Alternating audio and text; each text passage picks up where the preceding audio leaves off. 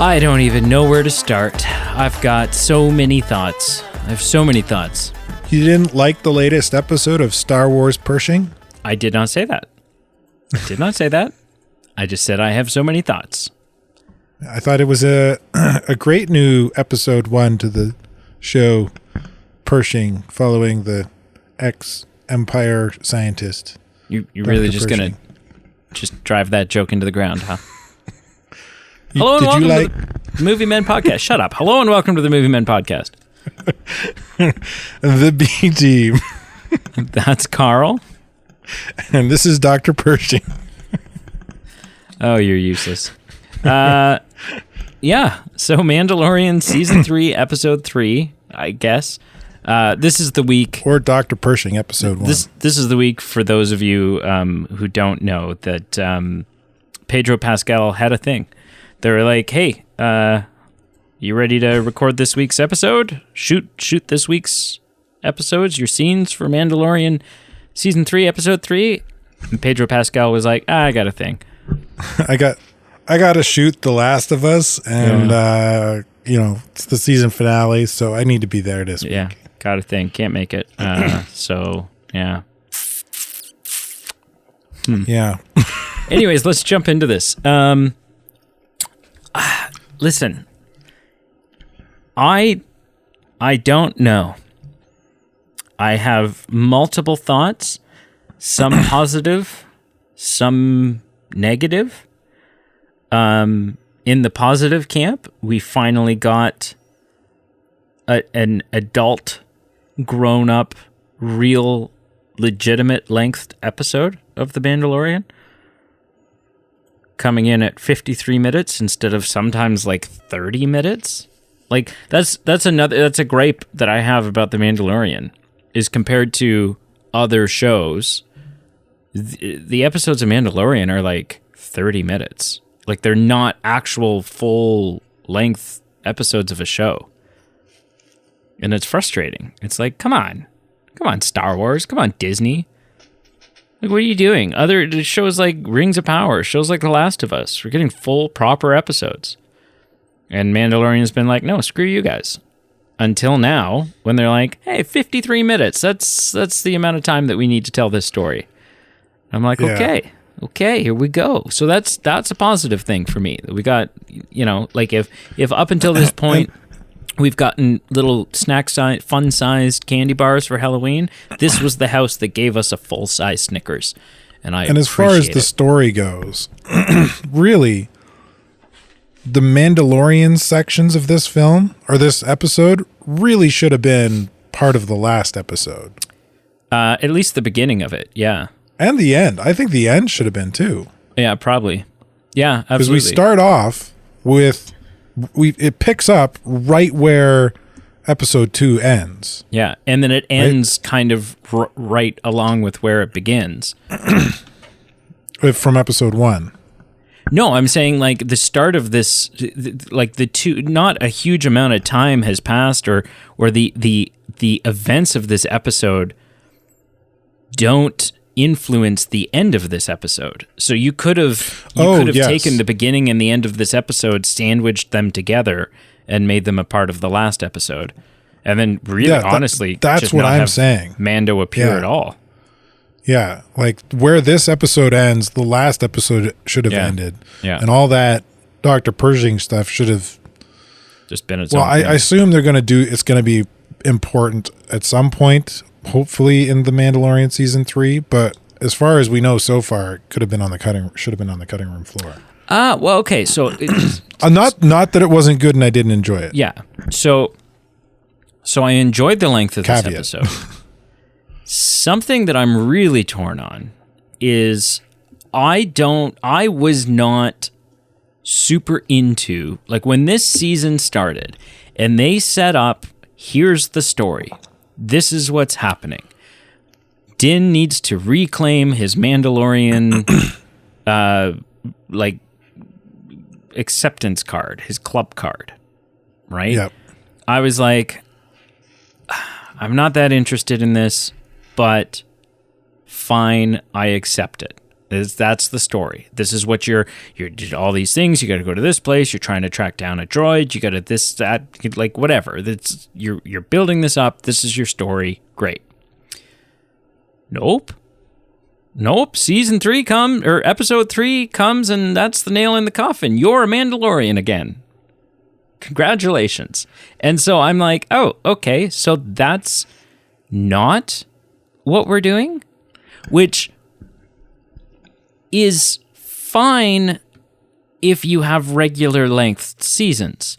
But we're now at the end of episode 3 for an 8-episode season. We're almost halfway through, and apparently are maybe only now just getting introduced or setting up what this season is about, because it sure as hell isn't about him reclaiming his title as a Mandalorian. That's done. He's done it. And whether Bo-Katan wants it or not, Bo-Katan's a Mandalorian. Kudos. Mazel tov. A Mandalorian in the eyes of this sect. Yeah, well, whatever. So that's I'm like, this feels like weird dropping the ball from a writing standpoint, and like it just kind of makes everything that just happened an excuse to introduce the mythosaur. We spent 2 episodes just to sort of get a glimpse of the mythosaur, because that's all that essentially came out of it. It was kind of like they set up this storyline in the last season by being like, okay, you're not a Mandalorian anymore. And then by the time they, and also in Book of Boba Fett, and then by the time they sat down to write and plan out this season, they're like, shit, that's not really, like, we kind of have to wrap this up because, well, otherwise it's going to be this big loose end, but it's not really the story we want to tell. Shit, what do we do? Okay, well, let's do it quick. Let's do it quick and get it done out of the way at the beginning and blah, blah, blah. But it just like, so, but the flip side of that is that it wasn't a storyline that I really cared about. And so I'm happy to see it go. It just seems weird to me that, like I said, we're almost halfway through this season now and don't have a heading to what this season's about. Right. So, yeah. I think that I have an issue with I hear what you're saying and I agree, but I think the Pershing stuff is the thing that's the problem in that case. Like, we spent a whole episode with somebody who is only connected to the Mandalorian, to our Mandalorian storyline that we're following, because he had Baby Yoda in the first season. Right. So, like, why are we and there are some connective tissues with other Star Wars properties in this, because the Bad Batch is dealing with cloning and scientists as well right now with season 2. So there's it seems like they're kind of tying these two together and telling kind of a different times in the Star Wars, different moments in the Star Wars timeline, but kind of telling a parallel story or that connects, you know what I mean? Yeah. But it seems like wrong place, wrong show. The same way I felt about the Mon Mothma stuff in Andor. Right.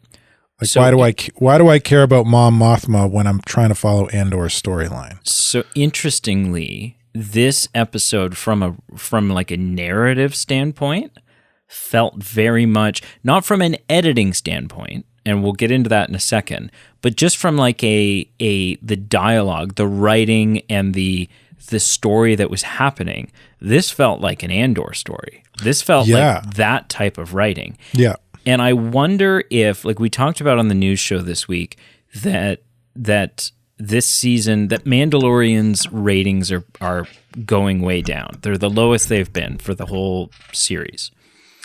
And I don't disagree with you that this is a character, that this whole episode focuses on a character that does not, at least yet, seem connected to our story. But that makes me wonder why then of this season and above, not the entire series, but above a couple of episodes from the other seasons, this is my favorite episode of this season. Like, I enjoyed this more than I've enjoyed episode 1 and 2. And I'm like, so what does that mean?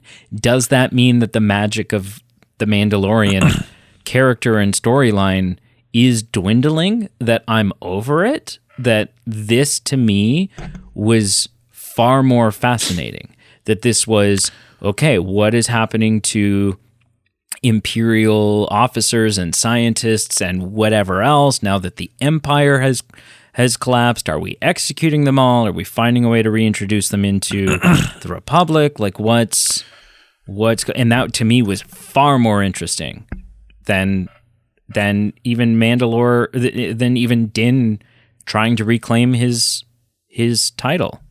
Yeah. So I want to emphasize this again, because I don't want it to get lost in the poo-pooing of it. I liked this episode too. I liked the stuff with the Doctor. I and the Coruscant. That whole kind of cutaway to that story. Very cool. Awesome world building. But yeah, the poo-pooing I have of it is like, it doesn't connect with the story they're trying to tell right now. So unless they're trying to do something like what they've kind of been doing, where they kind of like it's like a foreshadowing thing, right? Like, what's happening to him on Coruscant is going to have a payoff in the last 2 episodes somehow. You know what I mean? You know what I think it is? Unless they do that, then this is useless to me, even though it's highly entertaining. I think that Jon Favreau listens to the Movie Men podcast, and he sat and he listened to you bitch and whine about how in Andor it was back and forth and back and forth and back and forth, and this storyline, then that storyline, and this storyline, and that storyline. Right. And it was every 20 seconds, and which was just still an exaggeration, but whatever. And Jon Favreau was like, fine, F you, Carl. I am going to give you 50 minutes of one story, and it's going to be this story that otherwise we would have cut in and out from. We would have shown you the little bits that we need you to know, but no. No, you're going to get your knickers all in a bunch if we do that. And so what we're going to do is we're just going to sit, we're going to pretend that the other story that we would have cut to, we're going to pretend that's not happening, and we're just going to give you 50 minutes of this other B plot that we need you to know about. That's totally what it is. And if it has a payoff in another episode, I'm fine with that. I think that's beautiful storytelling, beautiful cinematography. I adored the story in this episode. I adored the way that you've taken and humanized a scientist that up until this point has just been bad news. That he truly wants to do good. He truly, he because when the episode starts and he's talking in front of all those people, and I was like, and he's talking about how so many of us were sort of forced to work for the Empire and do their bidding when we didn't want to. The episode starts and you don't know if you buy that yet. If he's talking about the only reason he does what he does is because he wants to help people like his mom who had a heart condition. And so you're like, are you just BSing your way in? Are you a mole? Are you a problem? But he isn't. He really, truly, he's struggling with sort of this dilemma between following the rules so that he can be a part of this new republic and doing what he truly feels to be right. And I think it's fun that it's possible, we don't know because of the mind flaring that happens at the end, but it's very possible that this thing that he feels is right and is going to help might be the thing that leads to Palpatine cloning, like the Palpatine clone. Oh, that's definitely the direction we're going. Like he's a big cloning researcher. Yeah, he wants to. He wants his research specifically is about grafting two separate pieces of DNA, bringing them together to the better parts of them together to make a new strand of DNA. So like, and being taking able to a non-force sensitive person's DNA with a force sensitive person's DNA, fusing them together to create a force sensitive. And being able to do it with just a piece of DNA. Like you don't need the host.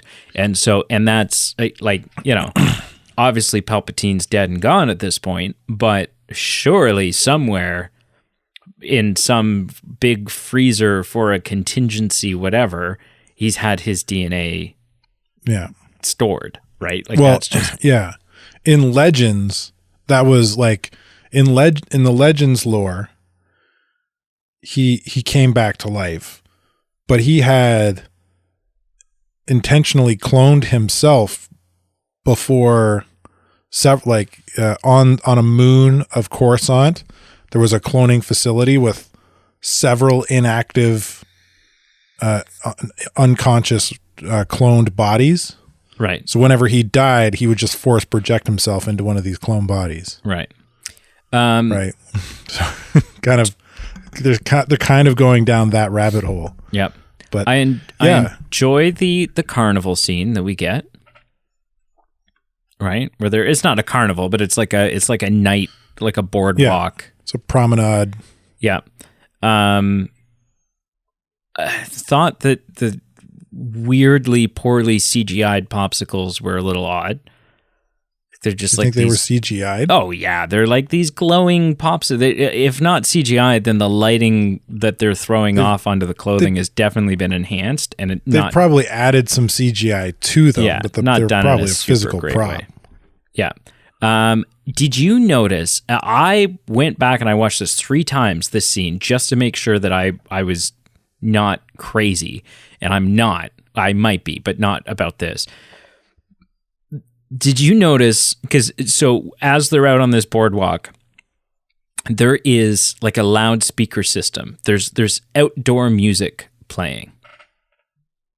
Did you notice the music? I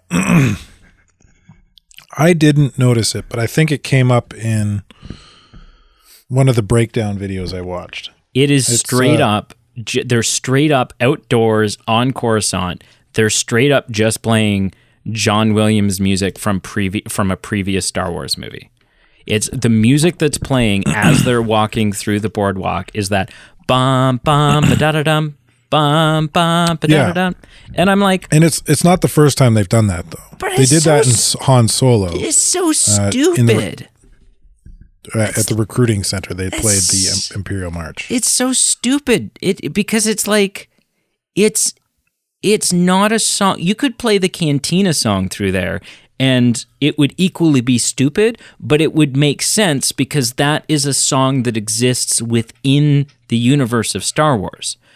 But to be playing, to take a film score, music that our characters are not aware of as it's playing on screen because it's not a musical.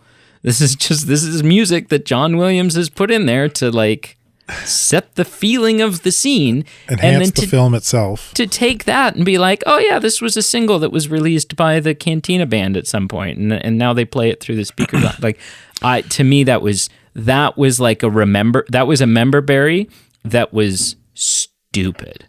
That like was not only didn't hit you over the head. It's kind of a weird meta thing. It's so dumb. Yeah, it's super like meta. They could have easily produced some other score to be put in there. Exactly. In its place. And so is it meta? Is it lazy? Is it like, I don't know, but it's like, it's bizarre.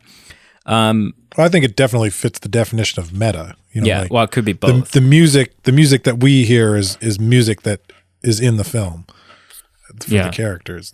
That's like the definition of meta, right? Yeah.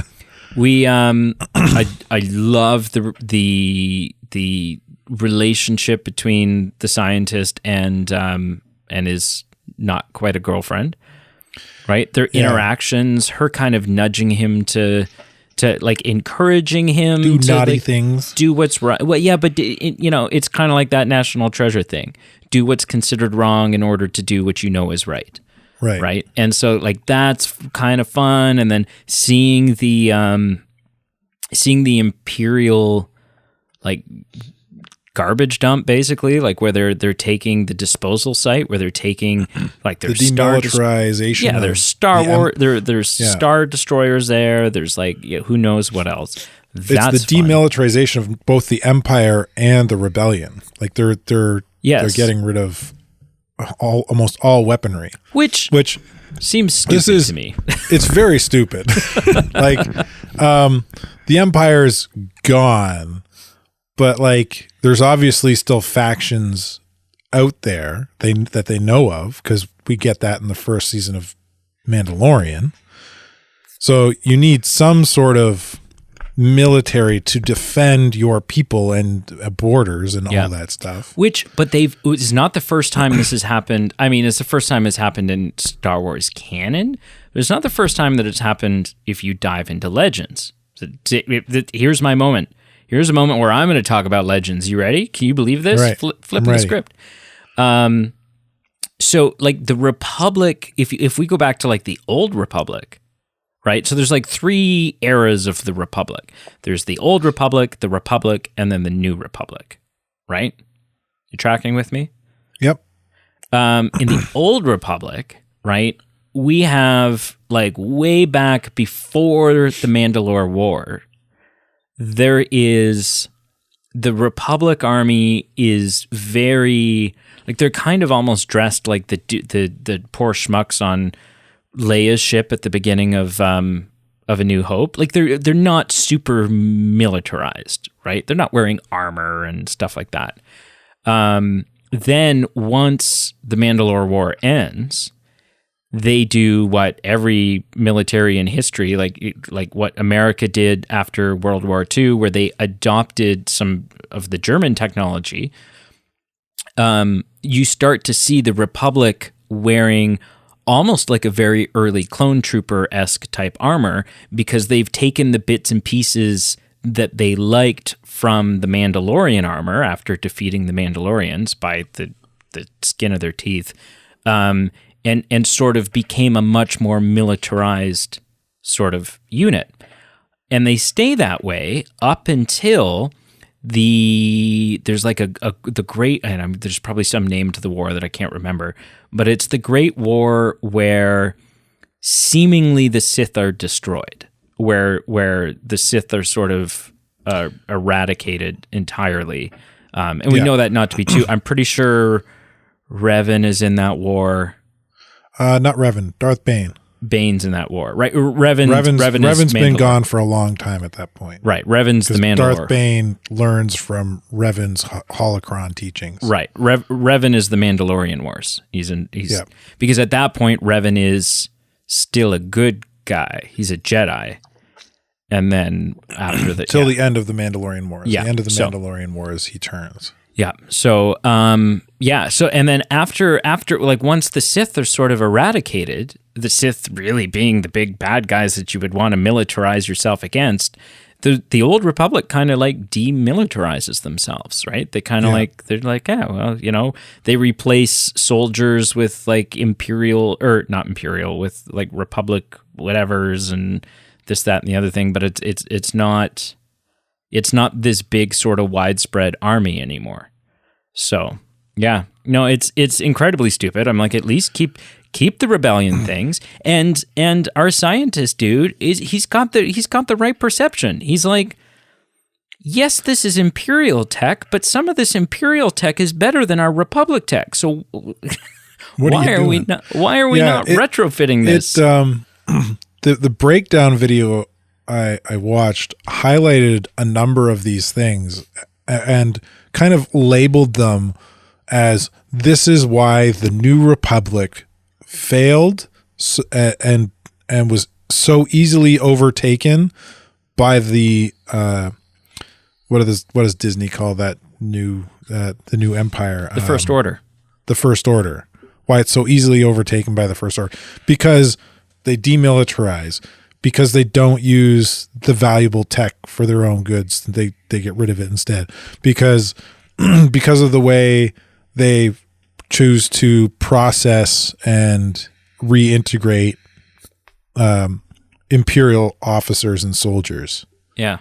Right. Like, we just, you spend a couple months at a reintegration planet and then you can kind of join our our new order.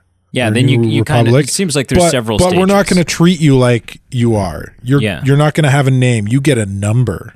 Yeah. Well, because there's several stages, right? Like you go to that planet, like the rehabilitation planet almost, and then they don't even use their names. They give them numbers. Like and then you kind of get transferred to this halfway house type of thing, which is where we see our characters in this one. Yeah. I thought the twist in this episode was incredible because you're totally all for this girl and you're like, yep, she's awesome. Good girl. And she's doing a good job. She's going to become like one of our heroes. She's probably going to, in some ridiculous leap of reality, end up being partnered up alongside Mando somehow. Like, who knows? And but then the arrest happens, and they did this so well because when the scientist gets arrested, you're still not entirely sure that it's a betrayal at first because they don't. You almost feel like she's a double agent for the New Republic. Well, no, I when I was watching it, I was like, okay, so they've arrested him. And she takes the mobile lab and walks past them. And the first thing I went to was like, oh, so for whatever reason, they haven't identified her. They haven't recognized her. They don't, like, this is some fluke that's going to work in our favor. And she knows that, because she's still on our side, she knows that if she doesn't take the mobile station with him, like, he'll get out at some point, probably. We'll figure a way to get him out. But if she doesn't take it from him and take it somewhere safe, then they're going to confiscate it. So the best way to kind of navigate this scenario is I'll take this and I'll figure a way to get you out or something. I don't know. And then it very clearly turns out not to be that once he comes to and he's hooked up to this. I thought this scene was so funny because he's like, this is a mind flare. And they're like, no, it's not a mind flare. We're not the Empire. And he's like, well, it doesn't matter. This is still a mind flare. He's like, well, it's very similar. And no, it's a mind flare. Well, yes, it is. But we've turned the voltage down. Like, it was such a funny interaction. The breakdown video guy, he's like,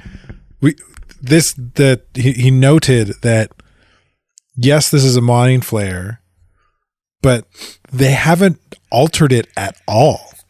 No. Like, the only thing they do is they use it at a low voltage. Like, it, as we can very plainly see, it can be cranked up to normal levels that the Empire would have used it for, which we've seen it be used for. Yep. In Andor. Mm-hmm. Right? So like, they haven't even put a safety in. There's no safety. There's no like, oh, let's just like make sure it caps out at this low voltage. We can't go. They haven't altered down. Which is like so not another failing of the New Republic. Not only do they trash the useful tech, the tech that they do decide to integrate into their new society that has potential dangers, they don't fix it to be less dangerous. Yeah. So funny. And then but then the confusion continues for a bit in this scene as far as this girl goes, because she kind of has this moment of like, okay, she asks to stay and watch because yes, he screwed up, he had a relapse, but he's a friend. And in that moment, I'm going, okay, so the dynamic of her character is that, that like it's, you know, they're like, oh, you've done a good job, blah, blah, blah, blah, blah. And I'm like, oh, okay, so interesting. The dynamic of her character is that she is a good guy, but she's compelled by this sense of duty. And that's really interesting because then it kind of seems like this new republic and this system that they're doing is almost in some ways as bad as the Empire was, because they're the people who are getting like reintegrated back in are almost also turning into these like mindless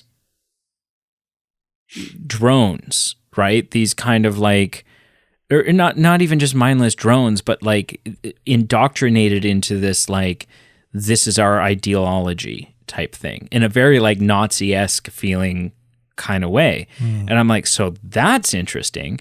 And then the guy leaves and she like doesn't turn it up a little bit. She cranks this machine.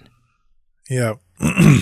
And I am if this episode has done anything right, it's that I am now so curious, not only what's going to happen to our scientist. I think he's pretty much jello at this point.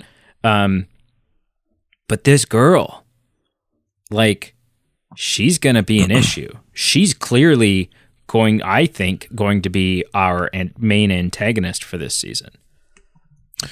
Yeah. So I took this like from the end of them, the kind of, if you want to call it the heist, from the end of the heist, right when they get captured, to the end of the flare scene, I kind of interpreted that differently than you.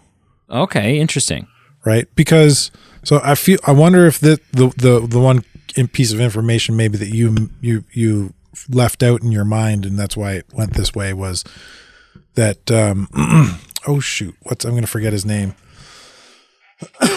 Who was Mando season 1's and 2's main antagonist? Moff Gideon. Moff Gideon. She was Moff Gideon's right-hand man, essentially.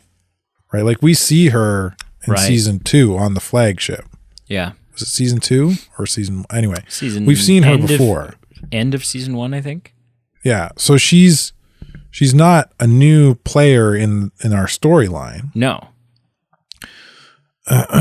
So like having that in my mind, when she turns on him,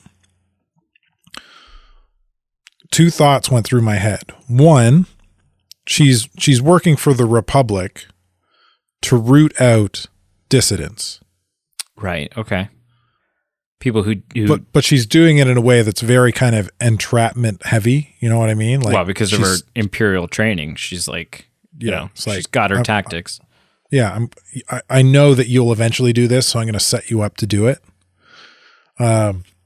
Or the other thought that ran through my mind was that she's saving her own skin here. Right. And then we come to the end indoctrination scene, the flare scene. Yeah. It's hard to call it a torture scene until she takes control of the controls. Yeah. Just because that Mon Calamari is like, I've been through the procedure myself. It's quite relaxing. Yes, I've got much less stress in my life now that I can't remember all the stressful things. Yeah. So, when she's in that room and overseeing this, they're telling, you've done a service to the Republic. Yada, yada, yada. I'm like, something was not sitting right with me from before. Something is now definitely not sitting right with me with her. Like she's up to something. As soon as she asks to stay and is left alone, like before she ever touches the knob, I'm like, this girl's Empire still.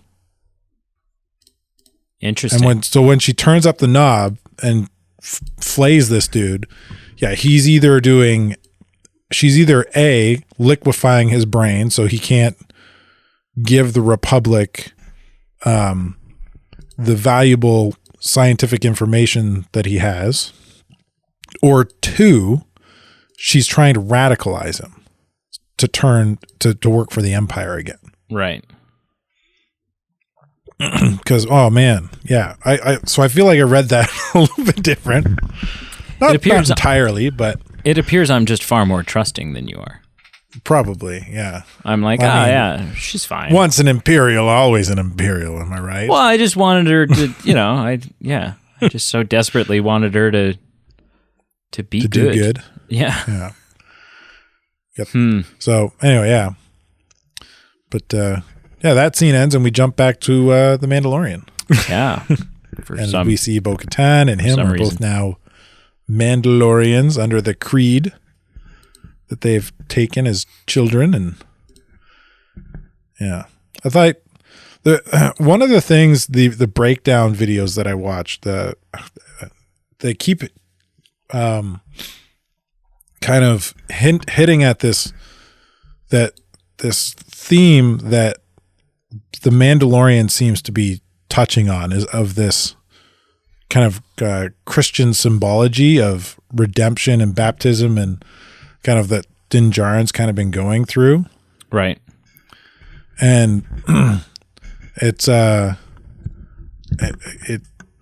I think kind of hitting back to the beginning of our discussion to kind of bring it back or all back around, is I wonder, now that he's redeemed and that kind of storyline's done, like where do they go? Right. Well, he's been talking and had conversations with Bo-Katan this season about how their people are scattered. The creed's the only thing that binds them, has bound his sect together and keeps them together. And she's all left alone. It kind of feels almost kind of like kind of going off what this breakdown videos have been kind of hitting at. If it's kind of going to keep this kind of Christian mythology flowing through this season, maybe this is kind of like a Moses kind of setting my people free, rallying my people, bringing them back to the promised land of Mandalore kind of thing. Like retaking Mandalore as their home planet. I wonder if that's the kind of completion of this season. Maybe. I hope not, because I think Mandalore is evil, and specifically certain groups from Mandalore, but I'd love to see him break free from it. I think that's what I want, is that, that he moves on past it and realizes there's more to life than being a Mandalore. You don't see the uniting of the peoples as compelling. Not if they all have to keep their helmet on all the time. No. No, I like, to me, and maybe it's just me, but to me, it's been kind of painted like this group and these rules and rituals and old traditions. To me, the series has been painting that as not the ideal situation, like that it's old and it's outdated, and that Bo-Katan is kind of the voice of reason here, and that that part of Din's story arc needs to be overcoming that, and I don't know if he'll disband it, like I don't know if he'll find a way to save others from this cult, but I think he himself needs to get the hell out. I don't see that. For me, I feel like it's the reverse. The creed and the rituals and everything, and I think I mentioned this when we talked about the first episode, like the sect of Mandalorians that Din Djarin's a part of, and wants to become part of again, they're together. There's many of them, they're united, where we see the voice, what you would call the voice of reason in Bo-Katan. She's alone. Mm-hmm. Her supporters are scattered to the winds doing mercenary work. Any other Mandalorian who's not following the creed is kind of scattered and lost. Right. Yeah. Where I see, like, I feel like, now that he's a Mandalorian again, under the creed, and he's got the Darksaber, I feel like he learns to use the Darksaber proficiently, because now he's more centered. He's who he wants to be again. He's going to find some purpose. The Darksaber is going to become easy for him to wield. He unites the Mandalorians. He calls them all back home. And from there, we have like this force of Mandalorians. Like you were talking earlier about old Legends canon and the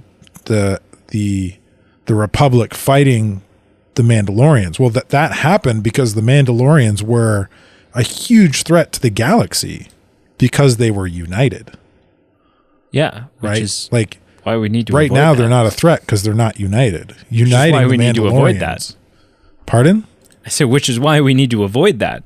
Mandalore being united. You want to avoid, you want to avoid conflict, but conflict makes for great storytelling. Oh yeah, but so does avoiding conflict. Right? What if the Mandalorians are like, they don't have to necessarily be antagonists when they're united. They can become a threat and be protagonists. Right. Right? In Legends canon, in the timeline, around this time in the timeline, Boba Fett in Legends unites all the clans of Mandalore and becomes Mandalore and helps the Republic. Right. Yeah. I don't know. So I think I like that storyline better than what you're proposing, honestly. Well, fine. I don't care. But I don't. We've been. I think this is probably one of the first shows that we've been reviewed that we're actually opposed in a lot of viewpoints. I like it. It's good. Yeah, it makes for fun conversation. It's good. Yeah. All right, sir. Episode 3. Win or fail for you? Overall, it's a win. Even though it's a win with the caveat that I feel like the Kershing storyline, unless we get big payoff before the end of the season, calling back to what's happened here, like a big payoff directly tied to the Mandalorian, I feel like it was a waste of time and should have been done somewhere else in some other story. But overall, win. It was great. Every episode's been great so far this season. Really enjoying it. Okay. And how about you, sir? This was total win. Total win. Yeah. Again, confusing issue about the whole, you've now presented the fact that whole storyline that we've been following up until this point is now done and is not what this is actually about. And I don't know. That seems like I feel like my time's been wasted a little bit, but I'm also happy to see that storyline go. And so I'm like, it's a double-edged sword, but no, I definitely enjoy this episode a lot. Nice. So cool. Well, thank you for listening. I mean it. I really do. Thank you for listening. Make sure you check out our Facebook, Instagram, Twitter, all listed below. Our Patreon and our merch page, because we got merch. Merch is badass, man. Swag. You know? Do you know? I feel like you know. I know. Yeah. I got some. Do you got some? I actually don't. I don't. You gotta wear your own stuff, dude. If you don't wear it, why should they? I know.